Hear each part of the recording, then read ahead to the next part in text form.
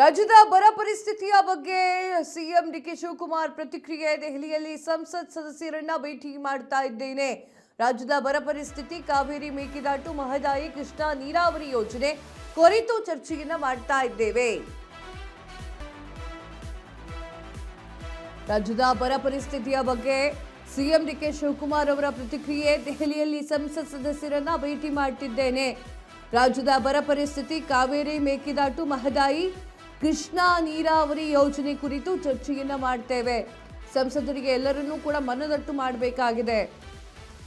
ದೆಹಲಿಗೆ ತೆರಳುವ ಮುನ್ನ ಸಿಎಂ ಡಿಕೆ ಶಿವಕುಮಾರ್ ಅವರು ಸ್ಪಷ್ಟನೆಯನ್ನ ನೀಡಿದ್ರು. ಏನು ವಿಚಾರ, ದೆಹಲಿಯಲ್ಲಿ ಚರ್ಚೆಗಳು ಸಾಕಷ್ಟು ನಡೀತಾವೆ.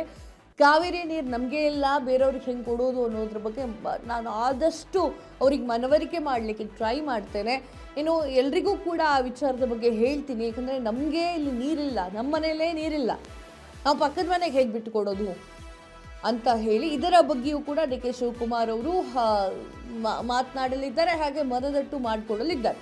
ಇನ್ನು ಬರದ ಪರಿಸ್ಥಿತಿ ಯಾವ ಮಟ್ಟಿಗಿದೆ ಅಂತಂದರೆ, ಉತ್ತರ ಕರ್ನಾಟಕದ ಸಾಕಷ್ಟು ಜಿಲ್ಲೆಗಳಲ್ಲಿ ಮಳೆ ಇಲ್ಲ, ಸರಿಯಾಗಿ ಬೆಳೆ ಬೆಳಿಲಿಕ್ಕೆ ಆಗ್ತಾ ಇಲ್ಲ. ಅಲ್ಲಿರುವಂತಹ ರೈತರು ದನಕರುಗಳನ್ನು ಮಾರಾಟ ಮಾಡಲಿಕ್ಕೆ ಮುಂದಾಗ್ತಾ ಇದ್ದಾರೆ.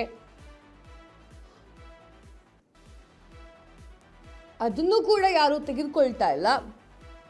ಸೊ ಈ ರೀತಿಯ ಪರಿಸ್ಥಿತಿ ನಿರ್ಮಾಣವಾಗ್ತಾ ಇದೆ. ಬರದ ನಾಡು ಅಂತ ಹೇಳಿ ಘೋಷಣೆ ಮಾಡಿ ಅಂತ ಹೇಳಿ ರೈತರು ಹೋರಾಟಗಳನ್ನು, ಪ್ರತಿಭಟನೆಯನ್ನು ಮಾಡಲಿಕ್ಕೆ ಮುಂದಾಗ್ತಾ ಇದ್ದಾರೆ.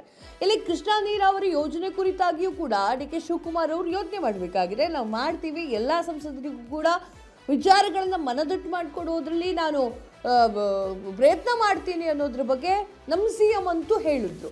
ಆದರೆ ನಮಗೆ ನೀರಿಲ್ಲ, ಇನ್ನು ಯಾರಿಗೆ ನೀರು ಕೊಡೋ ಅವಶ್ಯಕತೆ ಇದೆ ನಾವು? ಇದು ಕೂಡ ಪ್ರಶ್ನೆ ಕೇಳಲಾಗ್ತಾ ಇದೆ. ನೋಡ್ತಾ ಇರಬಹುದು ಯಾವ ರೀತಿಯಾಗಿದೆ ಕರ್ನಾಟಕದಲ್ಲಿ ಹವಾಮಾನ ಅಂತಂದರೆ, ಒಂದು ಕಡೆ ತುಂಬ ಮಳೆ, ಮಲೆನಾಡು ಕಡೆ ಸಿಕ್ಕಾಪಟ್ಟೆ ಮಳೆ, ಬಯಲುಸೀಮೆ ಕಡೆಗೆ ಮಳೆಯೇ ಇಲ್ಲ, ಈ ರೀತಿ ಆಗ್ತಾ ಇದೆ.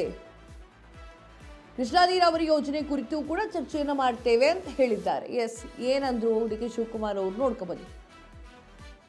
ರಾಜ್ಯದ ಬರ ಪರಿಸ್ಥಿತಿ, ನೀರಿನ ಪರಿಸ್ಥಿತಿ, ಕಾವೇರಿ ಇಶ್ಯೂ, ಮಹದಾಯಿ, ಮೇಕೆದಾಟು, ಕೃಷ್ಣಾ ಇವೆಲ್ಲ ವಿಚಾರ ಕೂಡ ಅವರಿಗೆ ಮನದಟ್ಟು ಮಾಡಿಕೊಡ್ಬೇಕಾಗಿದೆ.